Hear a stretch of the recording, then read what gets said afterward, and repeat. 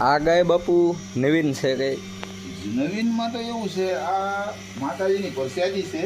હા. આ જ્યારે અવળી વાસળી હતી ને હા હા ત્યારે રોજ જે જનાવર આવે રોજ હા હા એ રોજની પાછળ પાછળ ફરતી હતી અને સમગ્ર જગ્યાએ પાણી ફરતું હતું. ત્યારે હા. અવળી વાસળી હતી. હા. પછી એ રોજની અહીંયા અમે ભાડે ગયા પછી મૂકી ગઈ અને આજે એને ઉછેરી હા. અને કાયમના માટે આને બાંધી છીએ. હા. અને એટલી ગાય આ સુંદર છે, જો તમે ગમે ત્યાં અહીંયા હાથ લેવો હા. ગમે ત્યાં હાથ અડાડો હા. એ ગાય પગ પગ ઊંચો નહીં કરે, માથું નહીં મારે, હા. એટલી બધી સુંદર ગાય છે.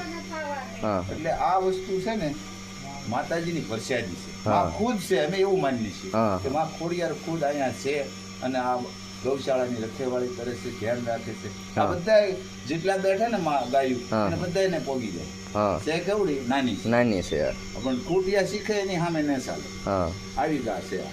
હા એટલે અમે ખુદ એને માતાજી સમજીએ છીએ, હા બીજી કોઈ વસ્તુ નથી.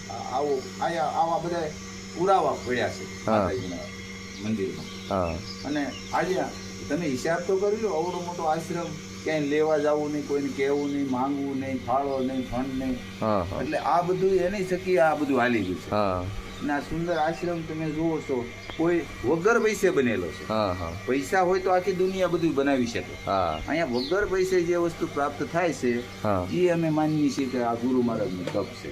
હા હા